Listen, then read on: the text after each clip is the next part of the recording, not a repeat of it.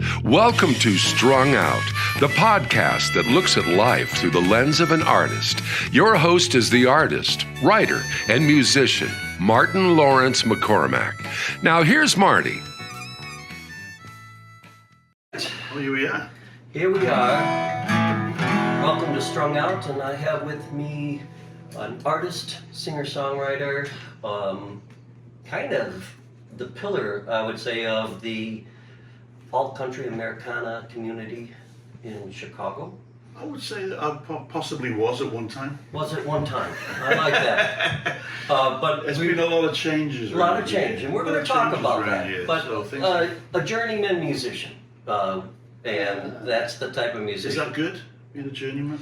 That's a good rhetorical question to ask. And Somebody I think once referred to the Mekons as journeyman music, a journeyman band, and we had to go and look it up to see what that meant. I think it is people that make their living doing music by their own terms. Is that right? Yeah. And I like it. That's the way I look at you. I accept that. I accept Yeah, okay, that good. description, because that's on your own terms has been the main thing for us. And that's really important, I think, for us to talk about today on this interview. So this is Jon Langford, for those of you who don't recognize him, and if you don't recognize him, you should. And let's have you play a song to start things out. All right. Anything you like. I haven't thought of what I might play because it's early in the morning. It is early. It's early. I've come a long way through the streets of Chicago. But I was lucky enough to meet Johnny Cash a few times in the 1980s. Nice. And it was interesting. It gave me a good perspective on how rocky and weird the music industry can be. To meet Johnny Cash and to actually have a conversation with him about what a rotten time he was having. Huh. And he'd been fired by his record label, and he said he didn't get him, George Jones, Merle Haggard didn't get played on country music radio anymore. This was right about the time I was actually getting interested in, I was loving classic honky-tonk music. Right. And I was very interested in coming to America, and I thought this would be amazing. It'll be like all these things I dream about, and Right. it would be everywhere. And it was kind of, when I got it, it was almost impossible to find it. And he was right. And one of the things he said was that he had a one-way ticket to Branson, Missouri. Me and my mate Mark were talking to him. We didn't have a faintest idea what he meant by that. But later it became apparent that, he was being like you get shunted off to Siberia or the Gulag. Yeah, That's the retirement community of the island of misfit toys, kind of. Yeah, right? and for him it was so, he wanted to be relevant. He wanted what he said and did to be important. He wanted to communicate with people, and he put his own career at risk many times by standing up for what he believed in. And like when he did the Native American album, Bitter Tears, the record company did not want to do that, but he wanted to do it.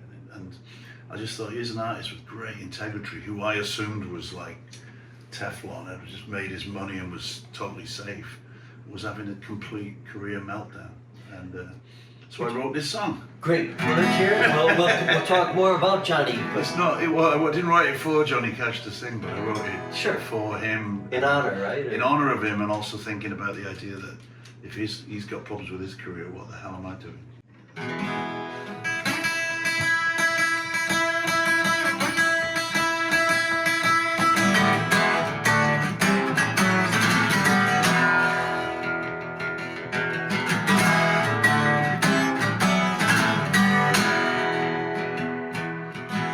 It's 1, 2, 3, forever, and time stands still.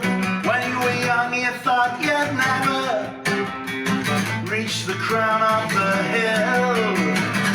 Now what you gonna do with your money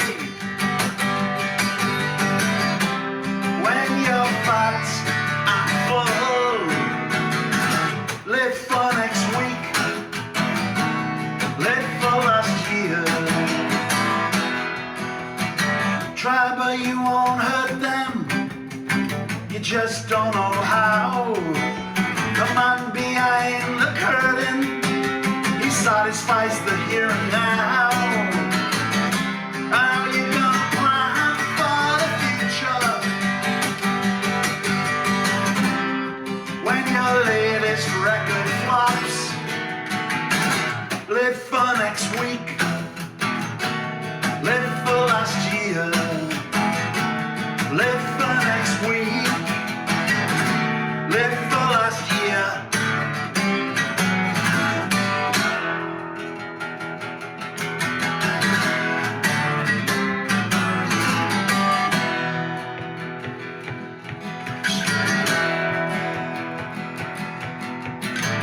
Take you to the building that you paid to build. They throw you out in the dumpster. They might as well have had you killed. I bet you wish you'd never seen these flatlands. They shrink and sink in space. Live for next week. Live for last year. 2, 3, forever, and no one's here to stay. Here, we got you a present from the present day. You're never gonna hide from history, but it might hide you away. Live for next week. Live for last year. Live for next week. Live for last year.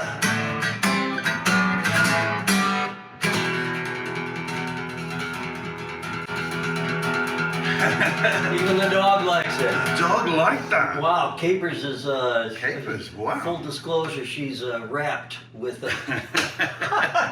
That was the funniest thing. That was one of the best audiences I've ever played to. You know what? I was watching her. She's looking at you like she's a fan.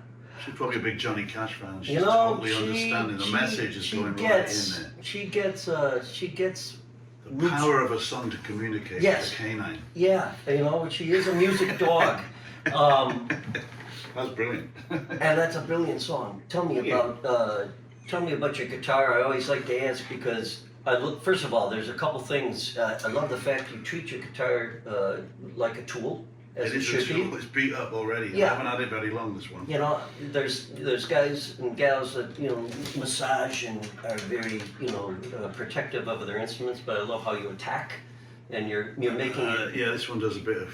So what is that? It's beat up a bit. It's called Art and Luthery. Okay. And it's Art and Luthery is a Canadian guitar, and I went to the Old Town School of Folk Music during the pandemic because I needed a spare guitar. And we've done some shows in people's back gardens when there's like 6 people sitting there at tables 20 feet apart. You know, and it was like the only gig to get. And I'd do a show and I'd turn up and break a string. And I'd be kind of like, nobody wants to see me change a string. I'm really, really bad at it. So I thought if I just had another one that plugs in with a tuner in it. So I just called my mate Timothy, a different strummer. I'm doing a commercial for the Different Strummer music store in the Old Town School. They always have good things in there. She said, look, we'll put out 3 guitars in the corridor. You come in, wear a mask. And I stood 20 feet away from these guitars, and there was 3 guitars. He said, they all got tuners in them? Yeah, what's that? How much are they? Blah, blah, blah. I'll take that one. He said, why? I said, well, because it's black. Did you want to play it? I was going like, oh, I suppose I should. And it was going to be a spare guitar. Right. And I was just thought, I'm going to splash out a little bit, but I just need to have 2 guitars to travel with. And I love it. It's my main guitar now. Well, it's got like a little, it looks like it's kind of modeled on a Gibson. It's got kind of that kind of Gibson-y. I just know it's black. It's black, but it's black. And how much more black can you get? Yeah. None more. Except for these bits which have come off. But we've just done the sacred Spinal Tap. Sorry, I always have to do that. Hello. You just want to chuck your ball, don't you? Yeah. This is Caper's way of getting in on the show. For a guy from Wales to come in and pick up right into the heart of Americana music, and I hate the term Americana music. I know what you mean. It's just, but it's just something that record companies can box things in with. Exactly. It's like world music. What do I mean, world music? What is made on the world? It doesn't surprise. Yeah, I know, but it doesn't surprise me. All music's world music. How did you end up in Chicago? Because of all the places to end up, you kind of picked, I think, personally, the right place to end up. Oh, it was the right place for me, but I came here on tour with bands, so I came first in '85. I played the Metro with a band called the Three Johns, and it was the only place on that tour where we stayed. We had friends putting us up, and we had friends who wanted us to come back at the end of the tour, and it was a good place to fly out of. So we said, oh, we'll base the tour around Chicago. And it was the only place where we weren't just in hotel rooms, dressing rooms, radio stations. We were actually in people's houses and had a bit of time to look at the place. And to be honest, I'm from Wales, but I moved up to art school in Leeds in the north of England in 1976, and I really loved the north. And when at that moment punk rock happened, the day I was leaving was when it started to break. That there was this terrible thing happening, that the young people were revolting and, you know, divided the whole country generationally, culturally, everything, you know. Suddenly it was like punk rock was this seismic kind of thing, and a lot of what happened up in the north of England for me was more interesting. I was glad I was there rather than in London, because I think in London, though there were great things happening, it was kind of very much the heart of the media, and that's where all the hype was, and it was kind of just really another extension of the fashion and music industry. It was just, punk was another trend. Us naive little idiots in the provinces took it much more seriously, and we thought it was the, you know, the revolution, and we thought it was about, we understood it as about taking control over everything yourselves, and how we've been kind of alienated from music, because music was like giant stadium gigs with your favorite band would come around every 2 years. You know, at that time you wanted something faster and more immediate. And you wanted something that said something about the world you were living in. I liked folk music very much. I was drawn very much to folk music because it seemed to relate to real life. And I hated prog rock, and I hated rock and roll. Rock and roll just seemed to be about male fantasies and elves and wizards. I didn't. It was kind of stuck in that mode for such a long time. Yeah, and I like reggae music because reggae seemed to be talking about stuff that mattered. And that's why I like, you know, Joe Strummer, Clash. They were a London band, but they got that, and they made kind of English rock and roll kind of grow up overnight, you know, and start talking about serious issues. And with punk for us, it was just, we didn't know what the rules were, and then in a way there was no rules, so we just started getting into doing exactly what we wanted.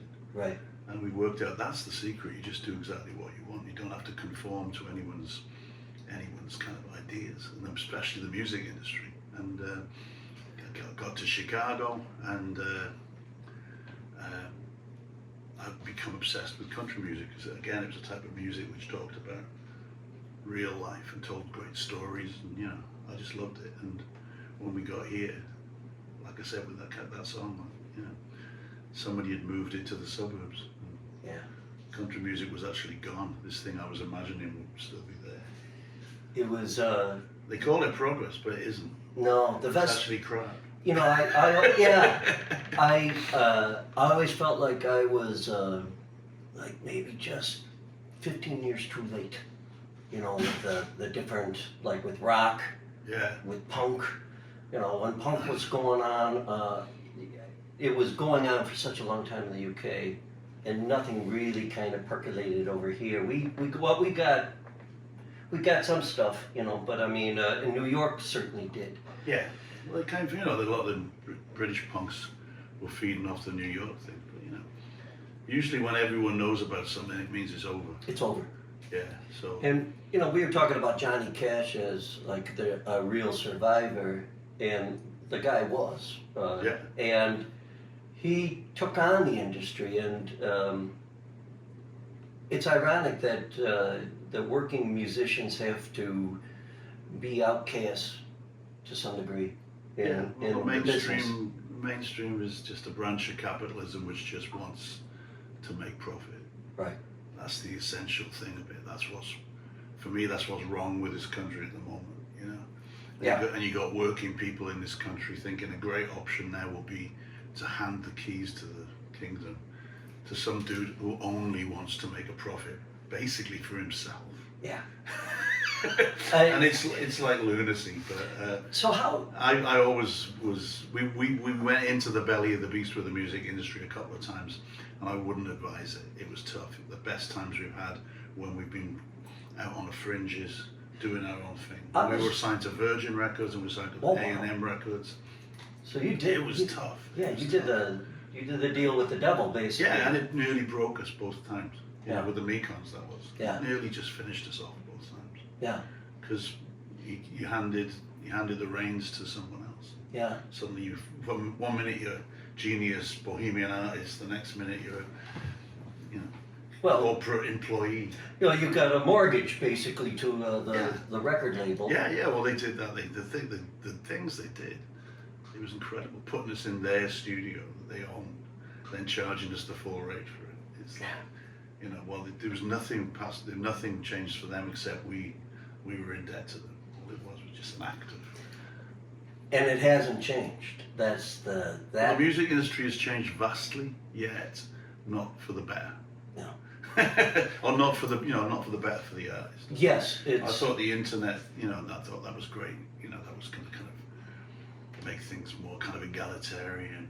Yeah. Be able to get their music out easier. They wouldn't have to go through these channels. And look what happens. You get these giant tech middlemen have inserted themselves. And have to contempt for artists. Like the guy who runs Spotify has contempt for artists. Yeah. He makes all his money from artists. Yeah, he really can tell the way he speaks about them. He hates it. He thinks they're just whining fools. Well, he's not an artist. I mean, he's just he's. Beware the tech people. I tell you, I thought that was a bright new future. The internet. And the tech people are turning out to be the robber barons, the new robber barons. We just wrote on our next album. We wrote a song called Avatar. So. I'm sure you're going to enjoy it because it speaks to that whole idea that the ridiculousness of us surrendering to tech as well. Yeah, well, we have surrendered to it. We have surrendered. Yeah. And AI now. Yeah, exactly. No one asked me whether AI was a good idea. Right. They just went ahead and did it. So how do you, as a musician? I'm trying to might embrace it actually, because somebody did a review of the best 12 Mekons tracks, and they put AI. It was done by AI, and it said select the 12 best Mekons tracks, and then they quoted lyrics. But so everything in the little reviews were quite accurate in a way, but then they didn't have the lyrics. Yeah. Somehow, so they made up lyrics. Oh my God, that's so great. a song like "Where Were You" by the Mekons, which is a song about drinking in a bar. I was drinking in a bar, where were you? I was waiting in a bar, buying you a drink, where were you? Lying home in bed, where were you? AI's lyrics were like, because we were seen as a political punk band, it was like, where were you when we were standing on the barricades? Where were you? I didn't know AI would be so. We should do that. Let's do the next album. We'll just get AI to write all the lyrics. Maybe they got a short to the Les Miserables, with your stuff. But exactly. It might be more successful. Is there a responsibility on your part as a musician to be kind of a person giving a warning about this stuff? I mean, how do you combat that? I think that's, or do you combat it? After that sort of punk rock year zero thing, when we thought we were just operating in a vacuum and this was totally new and we were going to destroy everything else and build something new, that wore off fairly fast. Yeah. And I'd always had a hankering for folk music, like I said, reggae music that was functional, but yet was like, and I think in my head, the way music has worked or folk songs have worked, it's like telling the news, those are stories, and they're important stories, and there's a sort of, not necessarily message songs where you tell people how they should think, but there's songs where you describe the world or things that happen to you, and if somebody else goes, bing, I get that. That's my experience as well, and hopefully you reinforce positive.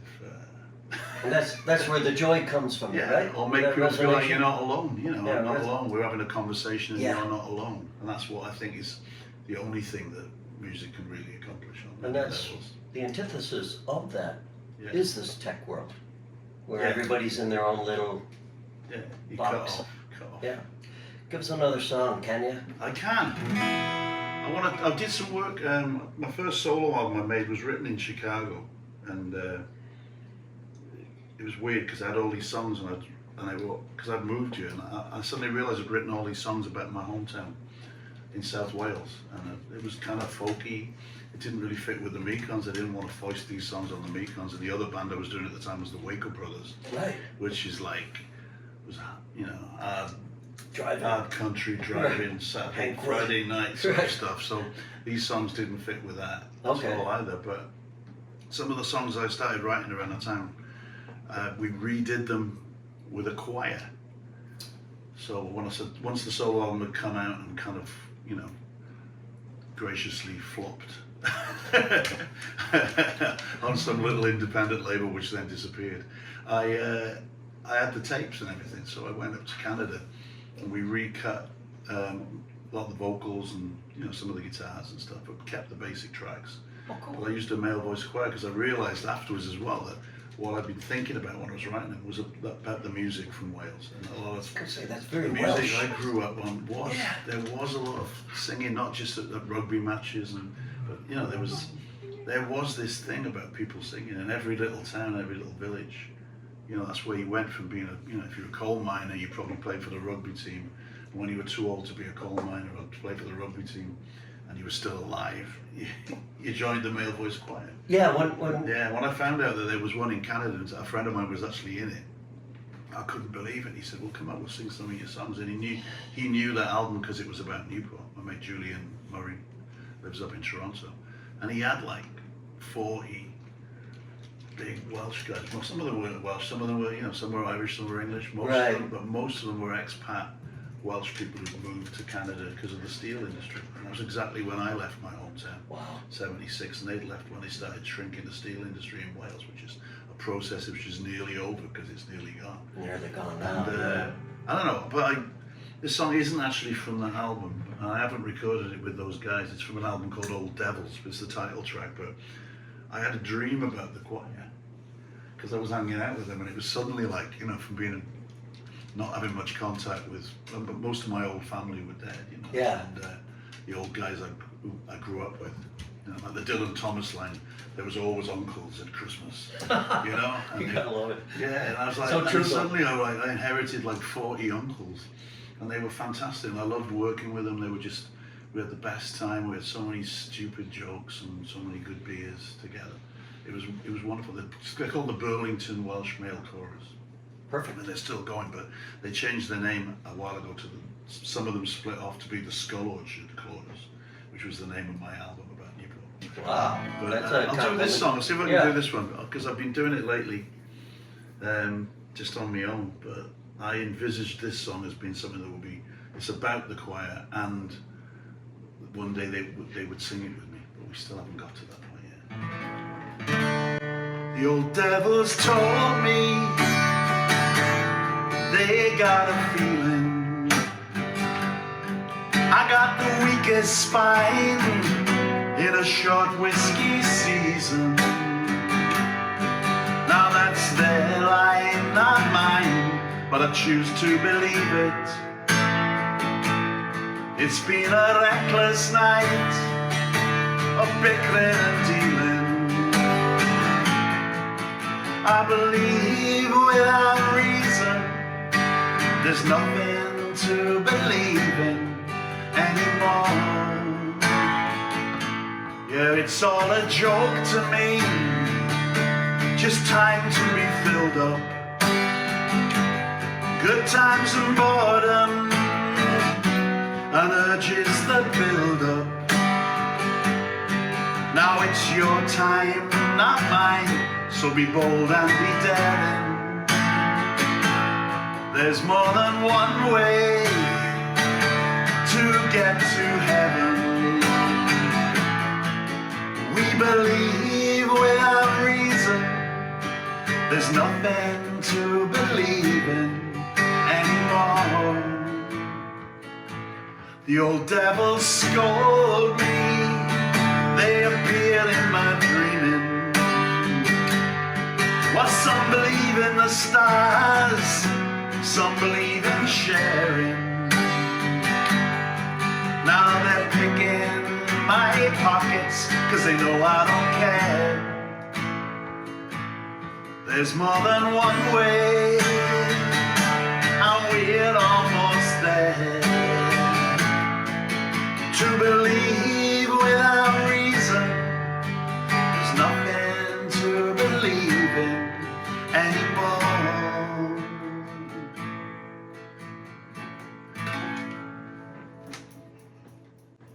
Wow. Dog and Dog, I like that one. Yeah, absolutely. What's that one called? Old Devils. Old Devils. Yeah. We're listening to and talking to Jon Langford here on Strung Out. We'll take a little break and we'll be right back after this. Hello, this is Polly Chase, presenting artwork by Martin McCormack. This painting, titled Dude, features a mountain range that holds a special place in Marty's heart. On the canvas, which measures 20 by 24, we see the Tetons rising in the hazy distance of a view from an abandoned dude ranch just outside Jackson Hole, Wyoming, near Marty's parents' old place. The cool blues and violets of the background complement the buttery yellow foreground. These colors pass the viewer's attention back and forth along the horizontal plane, while the decaying Model T sinks into that scrubby landscape from which the majestic peaks punch upward along the vertical plane. It's a quiet yet very moving scene, both artistically and emotionally. It pulls the imagination into a human story waiting to be told, one witnessed by rock that is millions of years old. To explore this painting and more of Marty's artwork, go to martinmccormack.com. And we're back with Capers the Wonder Dog and Jon Langford here on Strung Out. And I love that idea of working with the Welsh Men's Choir. And yeah, it was great. It just added a whole new element to it, and then we re-released the old album. It was called Skull Orchard, the original album, and then I had some extra tracks I didn't put on it. How do you spell that? Skull? Skull. Skull, like a skull. It came from a book. There's a Chet Flippo kind of like novelization of like the life of Hank Williams. Okay. Called My Cheating Heart. Your Cheating Heart. Your cheating. Yeah, and there's a line in it where he just says, "How you doing?" Somebody goes, "How you doing, Hank?" Like Fred Rose or something. How you doing, Hank? Been out on the road? He goes, "Yeah, played a few Skull Orchards in Alabama." And a Skull Orchard, I thought, oh right, that's great. It sounds really gothic. Yeah. But it actually means like a bar with very few people in it. Or possibly. I have never, I mean... That's what they used to call clubs, some clubs. If it was a dead club, it'd be called, that's played a Skull Orchard last night.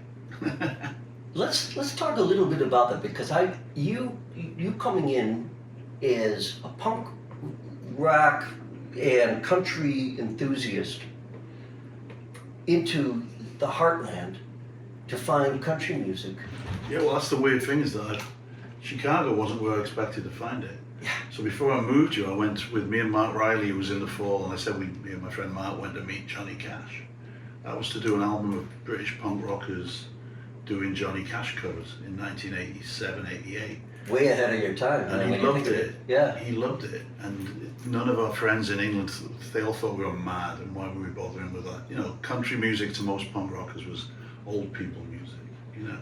Yeah. And it was kind of right wing, and I did that, you know. Well, they thought it was kind of like conservative, put it that way. Yeah. And I just saw it differently. I saw it as like a lot of the stuff I liked that I got into seemed like it was kind of blues for white people, white working class people, and it wasn't even country to me. A lot of it seemed quite urban. What they were singing about seemed like more like a kind of working class experience. Can trace itself all the way back to the UK. Oh yeah, of course. The songs were coming over, but someone like Merle Haggard, who was dismissed as a sort of reactionary, you know, because of songs like "Fight Inside of Me" and "Okie from Muskogee," which you can have your opinions about. And they are, you know, "Fight Inside of Me" is totally reactionary. But I hate that sentiment. Yeah, he's probably my favorite songwriter. Yeah. You know, songs like, you know, something like "The Bottle Let Me Down," the stuff that was about, you know, the honky tonk stuff. It's honest. It's honest, and it seemed to be like effortlessly in touch with its audience. Yeah. It wasn't a big. It was talking directly to someone. I loved that. And I thought that's what the best folk music does. Yeah. You're addressing something in very simple terms. But with country music, there's all these other layers of like this kind of wit and funny music, crazy musicianship. You know, just the palette of instruments involved in it. Yeah. It all became very evocative for me. You know? So when I arrived here, I got to in Chicago. We'd come here, like I said, we stay longer here. We'd always be on the lookout for it. And me and Mark went to Nashville. We saw Cash at the Grand Ole Opry, we went to the Ryman Auditorium, which was boarded up. Yeah. And Grand Ole Opry had moved to a shopping mall in the suburbs. You know, we had to get out there, and we saw Cash out there. And it was the first time he'd been back. We didn't realize. First time he'd been back for a long time, because he'd been kind of banned from it for being a naughty boy. Yeah. So we wandered around, like what Lower Broad now is this kind of nightmare, kind of Rush Street, 6th Street, Bourbon Street kind of. It's kind of like what happened to Austin. Bachelorette parties, yeah, it's just awful. It's just, you know, it's none of that. They took the Ernest Tubb record sign down last week. I saw that.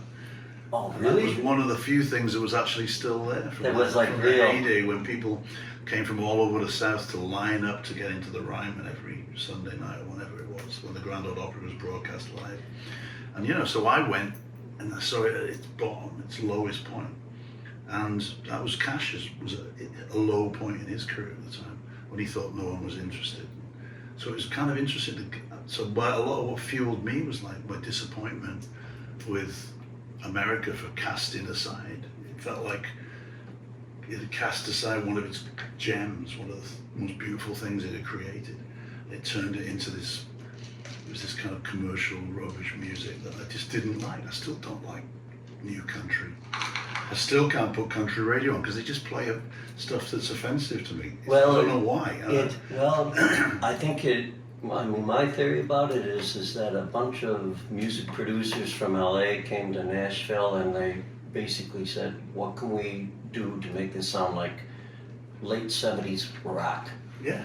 And they did it. And then they said, Put a cowboy hat on it. And then, yeah. And then all the songs now, the songs used to be, the subject matter that I like was basically, Wakers have got a song called Cheating and Killing, what was it? Drinking and Cheating and Death. And that's the song, and it was like, that was the subject matter. And it's very hard to find a new country song that You can't. That has, it's mostly the flag, my truck, and then that's this sort of bro country thing that's going on now. It's like party music for idiots. So it's like, Yeah. that's not what country music was about. Yeah, but there was so much.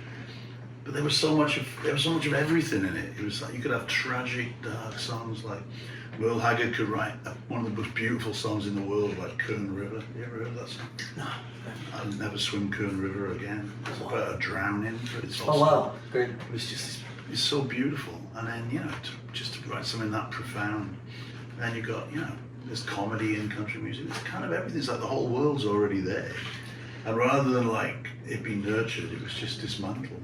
It was dismantled and I think when it was in Chicago, way before our time. Yeah, that's what I found out. And then I realized that I found the tail end of that. We found it with the Mekons. People say, oh, you want to come down to Sundowners, see the Sundowners? We go down the R&R Ranch, down by the bus station, by the Greyhound bus station. One night we played the Cubby Bear and some guys, and we'd been to Alcala's that day on Chicago Avenue. We'd all bought cowboy shirts, cowboy hats, belts, buckles. We were just like in love with that whole. Sure, it's like you go to America, you can buy a uniform that makes you look like an American. It's fantastic, you know. Again, a great Spinal Tap reference. I love the bit when Nigel Tufnell's wearing the cowboy hat. It's only an English rock star would do that. So we go into the Sundowners Ranch after this gig at the Cubby Bear, and they're like Kurt, Don, and Bob are up on the stage playing 5 nights a week, playing for like 8 hours a night till the sun comes up. And they're like, oh, looks like we got a band in here. You guys want to come up and play? And we're like, oh, no. Well, we are a band, but you wouldn't like our music. And they're like, oh, no, we don't care. And they just wanted to get off the stage and get a cocktail. Don didn't, because Don stayed up and played with us, the guitar player. He was a wonderful musician. And they were it was like, oh my God, these guys sing. We heard them sing. They were doing country and western. They were doing three-part harmonies to a bar full of, mostly it seemed like urban rednecks, and they served chili mac salami perch bowl. You could drink that, and you could drink beer, and all the people working in there were really friendly. It was like the kind of opposite of the Blues Brothers cliche. Exactly. You go to the country bar and everyone wants to country kill you. bunker. They all were lovely, and they wanted us to get up, and even we were horrible.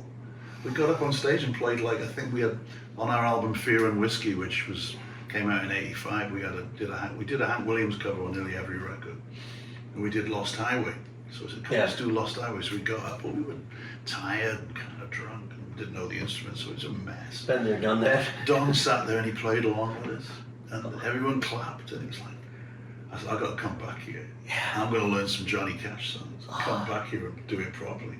I saw those guys with Joel Daly. Oh, was he Joel, the weatherman? Yeah, Joel Daly was the newsreader. But he would come in and he would do his Joel Daly and the Sundowners.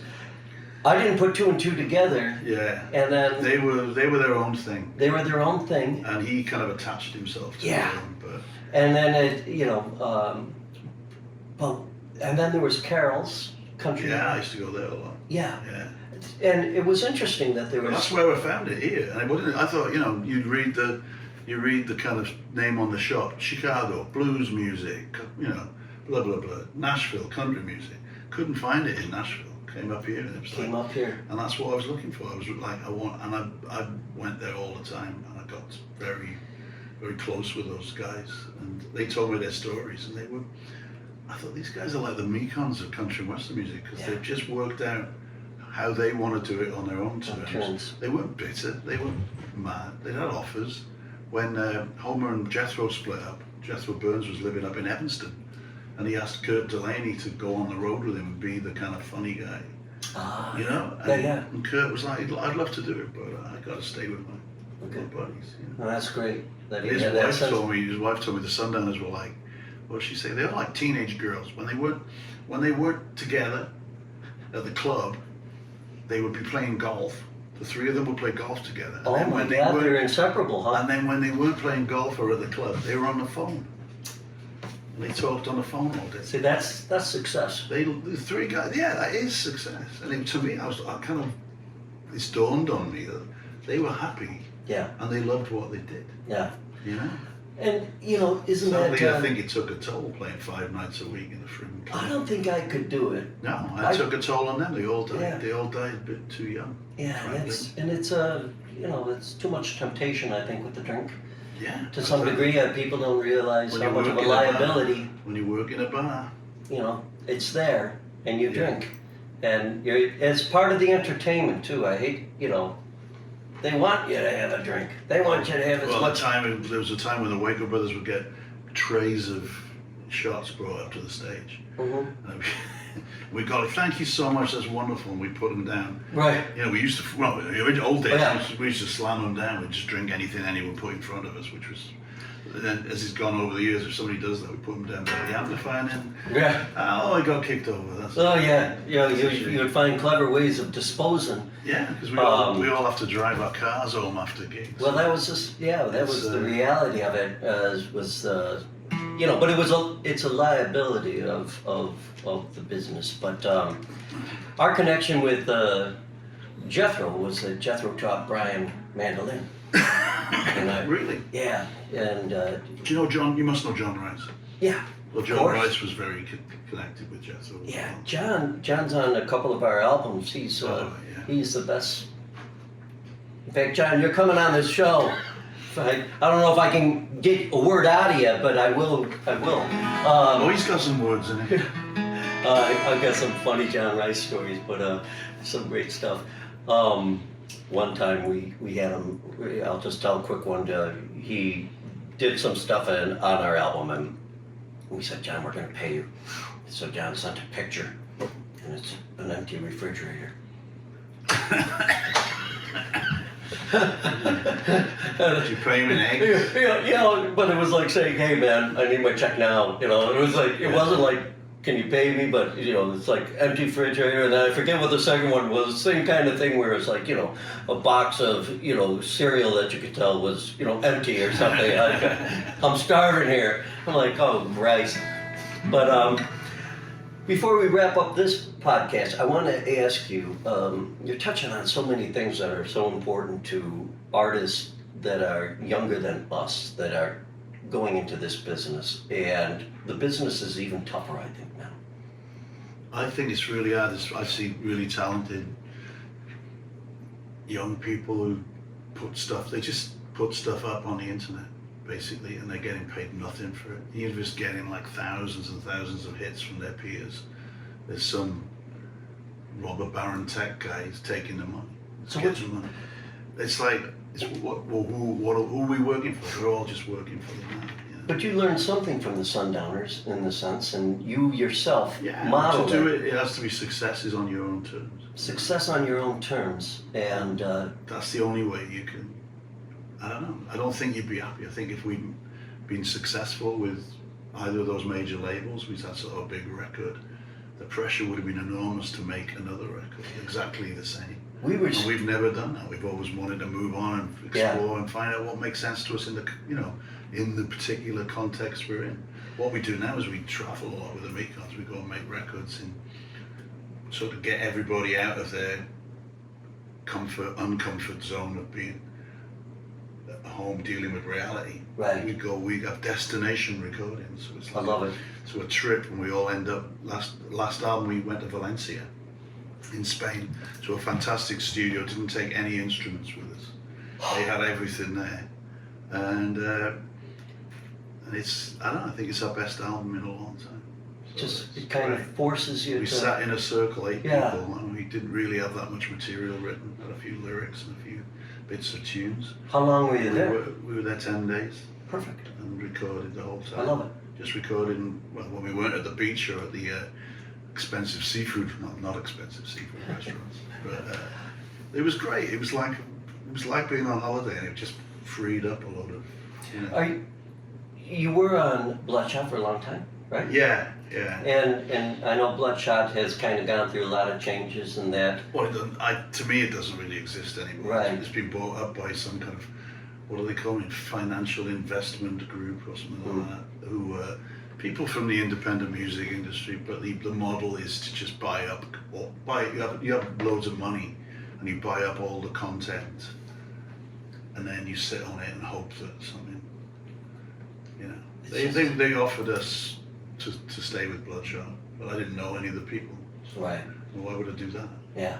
And we'd already, while that thing was going down the toilet, we'd already kind of charted our exit to something we wanted to do. We wanted to have our own label, the Waker Brothers, and I got everything else I needed off.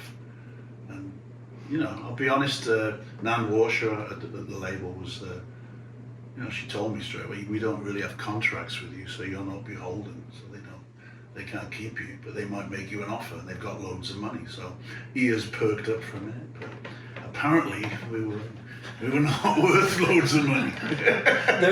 Their idea of loads of money was very different from yours, Yeah, no, I mean, I find it very ghoulish, actually, to be honest. I don't want to be slagging anyone off. I try to only say positive things. But, sure. But it's like it still exists. Right. But it's none of the people who were running it. It's like doing a zombie. And they've got the catalogues of artists, friends of mine, who are actually dead. And they're re-promoting it. And it's very strange. I put a lot into that label. Yeah. In terms of my imagery and my paintings.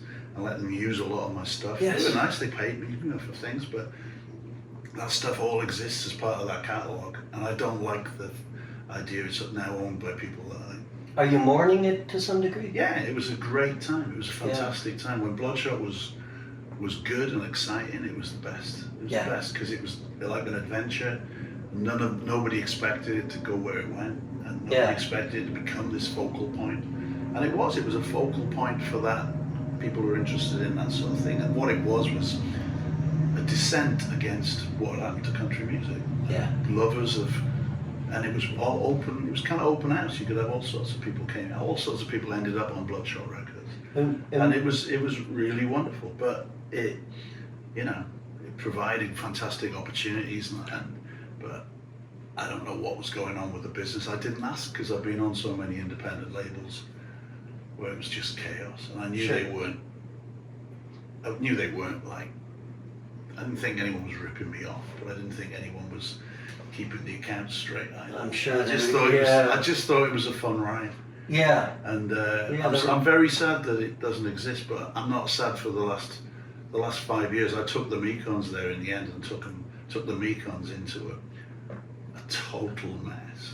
What was there, and it was. I feel bad because suddenly I brought the Mekons into It's a like situation which I was Yeah. personally embarrassed by. Yeah. I just didn't want to have anything to do with. Yeah. And but at its best, there was fantastic, No, fantastic, just to be able to create some sort of community, and that's what I enjoy. all your guys in the Mekons and that, are they scattered? Are they like in the UK? Are they? We say geographically challenged. Oh yeah. Okay. I love it. I think there's 5 now in the States and 3 in the UK, It's great. which is quite good by our standards. Yeah. Because at one point we had one in kind of Abu Dhabi and one You somewhere. gotta love it. Yeah. No, but it's good, and we had a really great relationship with Touch and Go Records, which is a Chicago label, which didn't go out of business, but kind of just consolidated and went back to just selling the back catalogue and not putting out new material. I don't know how long ago that is. A long time ago, probably nearly 15 years ago. I was always so gun shy of labels. but The insiders kind of Touch and Go scared were me with the Mercury. Yeah, but Touch and Go were an independent label who were completely transparent and sent accounts, and they still send accounts and money every. Nice. Not if they send money, we get accounts whenever we want them. Suddenly we get checks going. What do we do with this? Yeah. So you were Touch and Go. So that was great. But Yeah. For 15 years, And it was like now a safe harbour. You know? Are you running your own label now with With the the Wacos? Mekons, Or- Wacos have got our own label, Plenty Tough Okay. Recordings, through a company called Virtual in New York, who are very, very old friends of ours, and very transparent, Okay. trustworthy. Yeah. And the Mekons have just never learning. We've just signed to it's not a major label, but it's a label called Fire Records, Okay. and they've done a lot of good stuff with a lot of people we like. What do you like about a label? They do some of the work. Yeah. I don't have to do everything. Spoken like a true I hate musician. it. Yeah. I just want to play. Yeah, Yeah. seriously. I just want to do play. paintings Yeah. and play music and write songs. I just want to do that and have a nice time. I don't want to go in my basement and find the tapes for some album from 1985 that we have to remaster. And, So true. Have we got the artwork? No, I got a copy of the cover. Take a photograph of it. Yes, and John, can you send that as vector art, please? Yeah, that kind of stuff. Ah! No. Give us a. This file isn't big enough. I'm like, well, make it. You got a thing on Photoshop. You just make it bigger. What are you talking about? This is so. This is great. Play one more. We're gonna wrap up this podcast, but we have another podcast coming up because, as John has referenced, he is a wonderful, fantastic artist, and we're gonna talk a little bit about what gets him going with the muse on that end of things. Give us one more, play us out of here. I'm trying to think what I should do. I did the old. That wasn't one of the Welsh. Maybe I should do a new song. Yeah, give us a new one. Well, I got an album with a band called the Bright Shiners, and it's How many bands you got? hundreds. Yeah. What do you do? Get up in the morning, form a band. No, this was a kind of post-pandemic-y sort of thing. Kind of collaboration. A collaboration with a woman called Alice Spencer, who was in the band Shiny Ribs in Austin. Okay. She had a mellotron, so I was very interested in me, and John Szymanski, who was in the Four Lost Souls of Me, were very interested in the fact that she had a mellotron. I started sending a few tunes to her to see what would happen if she put mellotron on it. And she's also a really great singer and vocal arranger. So she sort of took these sketches of mine and then turned them into these epic things. And I've been doing a series of singles with a label in Spain. They gave me money during the pandemic just to, and slightly before, just to do 7-inches. So it's like, my problem is too many projects going on at one time. So if I can do a project like with the choir, we can do a single. So let's do a single. And then with the Bright Shiners, it was meant to be let's do a single. But then we went and recorded, we did 4 tracks. that all turned out really good. And the guy in Spain, John Henderson, said, well, have you got any more? I said, there's always more, mate. He said, why don't you do an album? You're like a brother from another mother. We're going to have to talk about your work ethic on the next... My work ethic is disturbing. It is sounding mildly disturbing. Give us a go on, yeah. This is a song about industrial relations and love. Well, I am discarded. I have been thrown away into a cruel world. On a cold, hard day, I am expendable. I know it just don't seem right. So cold, cold-hearted, I am discarded. Well, you can talk about love, you can talk about society, but when push came to shove, you wiped the floor. I am discarded. Yeah, I have been thrown away into a cruel world. On a cold, hard day, I am redundant. I know it just don't seem right. So cold, cold-hearted, I am discarded. Now it's what you'd least expect, right when you're least prepared. And now I have come to suspect there is no justice anywhere. I am discarded. Yeah, I have been thrown away into a cruel world. On a cold, hard day, I am redundant. I know it just don't seem right. So cold, cold-hearted, I am discarded.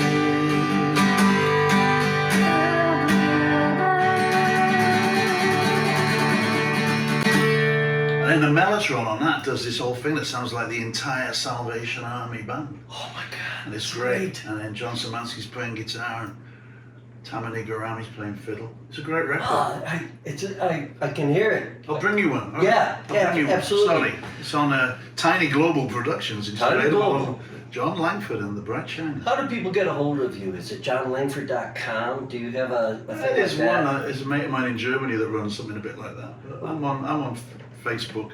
Okay. Most of the stuff I do with Sally from the Mekons. Sally she's Timms? very, very Sally Timms. We'll have to get her in She's here. very, very good. She'd love it. Yeah. She'd love your back garden, to be quite honest. Yeah. We'll get her in. But yeah, no, it's just I'm traceable. But we put most of the stuff up on Facebook, and I've got an Instagram. But social media, a bit of a stretch for me a lot of the time. Folks, we are going to come back on the next podcast now with Jon Langford, because there is a lot to talk about, and we're going to have you come back in, because you're like one of the wise men about the music business from a journeyman's perspective. Just take it in. And what I love about it is this is a man that has watched Spinal Tap, and probably repeatedly, right?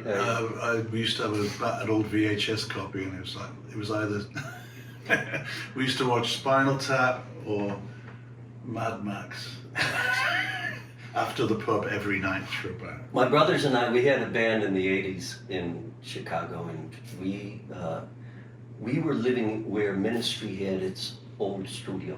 And so we were rehearsing, and then it caught on fire. The neighbor next door was smoking. Oh no. Burned down our studio. And all the fire department got all the equipment, we're all standing there, and my brother Colin says, I just have one question. He says, are we going to do Stonehenge? And it was like kind of saved the moment, you know? Well, I think that's Spinal Tap's a great film for musicians. I think it should be a prerequisite, really. But it amazed me when I've got 2 sons, and what I showed it to them like when they're in their teens. Yeah. And they totally got it, and it works. I was amazed. It works totally as a comedy film. You don't have to know anything about it. You don't have to have been on the road. The jokes are just funny. They're the funny. Performances are funny, and the situations are really, really funny. And my kids they just love that film. And they didn't know it. Yeah. And nothing to do with like, the insider jokes. It's not inside jokes. No. It's a beautiful, clever, and at the end I love it, because every time I watch it, I really want Nigel to be back in the band. And when he runs back on, I feel like, everything's right again. Everything's right in the It's world. like Shakespeare. It's Even like when it the ends, Air it has Force, to end. Yeah. the pilot thing comes through, it gets out of it and they're still rocking in Japan. That's the ultimate. It's a great. They're doing another one. I'm a bit scared to see it. Are they really coming out with a... Another one. I don't know. Oh, yeah, I don't know if you can improve Don't upon it. mess with perfection. Exactly. Guys, thanks for listening. Thanks for watching. And we're going to be back the next podcast with Jon. And we're talking about the philosophy of art. And we're going to get very deep. You might be. Yeah. Bye-bye for now. Thank you for listening. For more information about this show or a transcript, visit martinmccormack.com. While there, sign up for our newsletter. See you next time on Strung Out.